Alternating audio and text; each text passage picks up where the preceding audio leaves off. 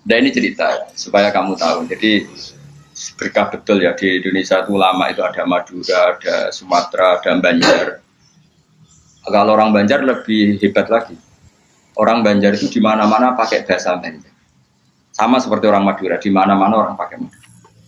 Dan orang Banjar kenapa saya bilang lebih ya? Karena memang sebuah Banjar ya, karena Madura itu induknya kan Syekhona Khalil. Ya tentu yang kita tahu yang modern.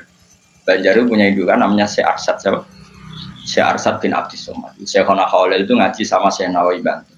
Kalau Syekh Nawawi Banten masih ngaji sama Syekh Arsad bin Abdis Somad teman Banjar. Itu uniknya orang Banjar itu. Meskipun hidup di mana-mana pakai bahasa Banjar. Termasuk kiainya siapa yang di Kholi besar di Banjar itu? Siapa itu? Di mana? Ustadz Zainil itu. Enggak, kampungnya Ijen. Sekumpul ya. Itu ngajinya di Bangil. Kamu kira ngajinya di mana? Ngajinya di Mbah Zaini itu ngajinya di Bangil. Tapi jangan kira sama orang Jawa, enggak, sama orang Banjar. Ngajinya di Bangil. Dan kiainya dia orang Bangil, tapi beliau orang Banjar. Mucalnya ya pakai bahasa Banjar. Sehingga orang Bangil nggak bisa ngaji sama kiai itu karena ini bahasa apa? Jadi sudah hidup di Bangil itu tetap pakai bahasa. Kalau kita kan Islam Nusantara, jadi kayak, nah ini penting saya utarakan. Karena apa? Semakin lama itu orang, nah terus ini gitu ya. Saya ini kan baca kitab banyak sekali. Itu tadi saya sudah buktikan sholat sudah ada 5 mungkin. Tak teruskan. Ketika Nabi mau kabundut, ketika mau Nabi kabundut, dia udah susah. Itu dibuka jendela. Itu Nabi masih di dalam buka jendela. Ketika melihat orang sholat itu langsung sehat. Ternyata ketika beliau sakit, orang semua di masjid tetap sholat. Masyhur kenangannya Aisyah, kenangan Sayyidah Fatimah. Fastana rawaju wasur rawaju. Nabi kan nggak sholat semua nangis pot. Ternyata aku sukses jadi Nabi. Wah sholat semua nangis pot. Padahal beliau sakit. Sudah usi barok, sudah pakai belenggu, sudah di kepalanya sudah diasbu, sudah dimaksud. Akhirnya apa? Nabi minta, "Cung aku gandeng, ben iso sholat." Terus dipapa itu Sayyidina Ali bin Fadl. Fadl itu saudaranya Abdul bin Abbas. Fadl bin Abbas. Nabi yuhada bin Rajulaini dipapa Fadl ke Ali. Kemudian ikut sholat. Ikut jamaah masyhur. Terus akhirnya Abu Bakar mundur, kemudian Nabi ngimami. Lagi-lagi Nabi bunganya itu krono sholat. Jadi semua kenangannya sahabat itu ya sholat. Karena begitu spesialnya sholat. Ini era sahabat ya, orang-orang era saja. Karena begitu spesialnya sholat. Ketika Rasulullah wafat, intaqala ila rafiqil a'la. Ini dengerin betul ya, Pak. Paling tidak kita pernah punya pikiran kayak orang waras. Jadi kesuwen kayak berpikir orang waras. Ini tak tobat no. Kemudian ketika Nabi wafat, intaqala ila rafiqil a'la. Apa komentar para sahabat? Siapa khalifahnya Rasulullah? Ya orang yang disuruh Nabi sholat. Kata alasan mereka, jabatan negara itu sepele. Wong sholat sepenting itu saja. Abu Bakar sing kon dadi imam. Saya ulang lagi cara berpikir sahabat. Jabatan presiden, jabatan khalifah itu cemen. Wong urusan dunia wae. Wong urusan sepenting sholat wae sing sowan pangeran dikongkon mimpin Abu Bakar. Apa meneh terima urusan dunia ben Abu Bakar. Itu ukurannya kelayakan jadi pemimpin itu juga sholat gitu Pak. Paham ya? Mana ada kontestasi imam, paham? Tapi gak tapi Gus akal-akalan. Ada zaman modern itu akal-akalan. Ini cerita. Mulane tak koi itu zaman sahabat terus akiasno.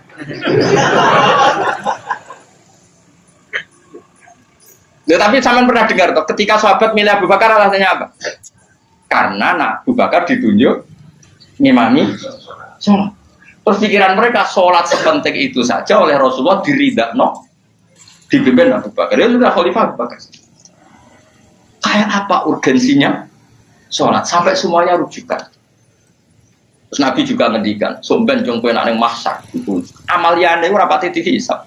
Pertama dihisab itu sholat, terus sholat Allah liane lagi-lagi sholat yang dipuji.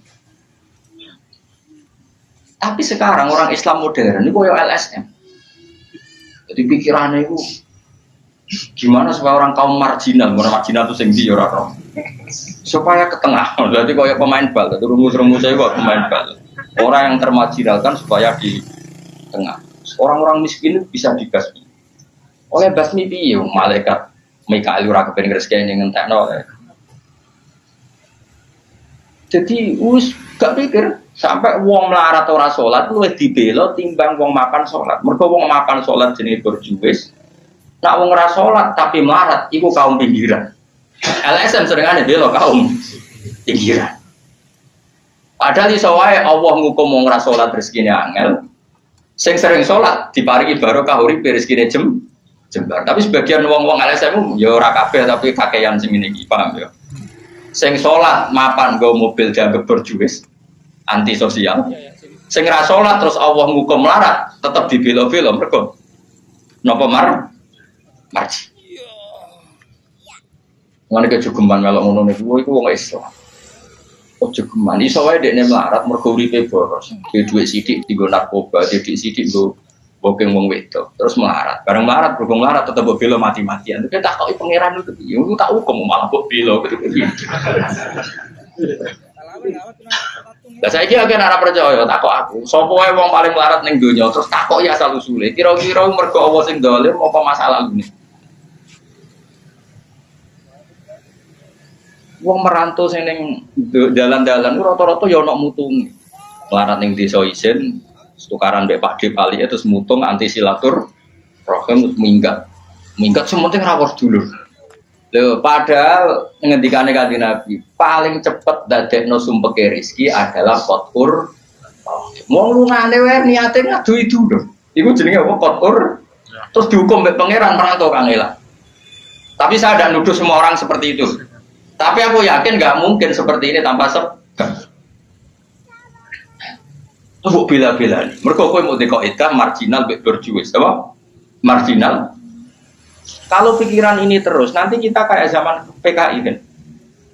Saya tuh punya kenalan gus-gus banyak di Kediri, di Madiun, di mana-mana. Itu dulu PKI Madiun, PKI Kediri, PKI mana-mana di daerah sana itu. Mangkel kiai, jadi kiai jaga koyok gus berjuis. Santri yang kerja ngurumat apa? Kebon. Kiai ini tengok-tengok ning omah untuk setoran. Jadi nganggep kiai koyo ketua geng. Mergo kiai ini ning omah tengok-tengok mulang. Engko santri ini ngurusi kelapane, ngurusi panenane terus disetor. Nah, makanya antarane kiai ketua geng. Terus sing dekne ku belok kaum apa? Melarat. Kaum melarat itu kangelan. Akhirnya gerakan sama rata sama. Itu korban pertama PK. Mergo dekne ora ro ibadah. Dadi wong sing diparingi jembar kaya kula ini kan mulang. Terus rukin salam template, jago ketua preman terus setoran ngono ae. Yo mati yo jenenge wong bingung kabeh diprovokasi ngono iku yo. Mati. Akhirnya pertama yang dilibas PKI yo kiai, perkarane provokasine ngono. Yo gak ana kiai, aku anak kiai putune kiai terus cerita. Padahal kiai-kiai iku mapan mergo barokah wa taqillah sallahu makhraja. Mesti ora ana wong takwa ora diurusi pangeran. Kulo niku yo ora pati pinter pergawe tapi yo kerupat ya pangeran. Umum yang kaji kulo yo kaji. Umum yang Pak Yurabi yo Yurabi. Cara aku butuh wae untuk akeh kan cuma yo. Pokoke gampang kabeh cara gelem cuma iki kan njogo toleransi. Sampai wong ora payu-payu iku. Saya tuh pernah itu ngisi seminar di Madura di Bata-Bata di sana. Pondok paling besar di Madura namanya termasuk pondok paling besar itu Bata-Bata sama Gus Yofur. Itu cerita gini, Gus kalau di sini orang alim, wah kalau ingin nikah gampang, dikasihkan, masih dikasih uang sama calon mertua. Kalau Anda ingin, nanti pulang bisa bawa langsung. Ini Madura, negara Islam. Yang pemandunya itu bilang gitu. Waduh. Aku ngaku kesuwen dari Kiai Jawa Tengah. Kesuwen ra tau roh ngono-ngono iku. Jadi saya kaget tuh. Masa gitu ya? Itu ada pendereknya lagi. Pengiringnya tak tanya, apa betul gitu? Oh iya betul. Betul sekali. Padahal kecerdasan Madura itu yang paling bisa ngalahkan kecerdasan Pak Habibie guyonannya. Karena kalau guyonannya Pak Habibie itu tanya, coba ukur ketinggian tiang itu, tiang bendera. Oleh orang Madura dinaikin. Kenapa tidak kamu copot? Itu kan tiangnya kan copotan. Kenapa tidak kamu copot ukur di bawah? Oh namanya agak ketinggian Pak.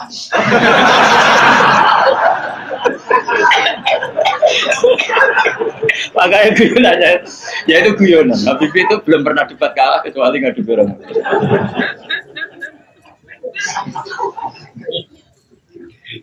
Tapi di sana juga gitu, guyonan. Tapi memang orang Madura itu nak guyon. Orang Madura tak tanya, memang guyonannya guyon. Memang Madura cerdas-cerdas. Jadi wong sekarang iso bayang no.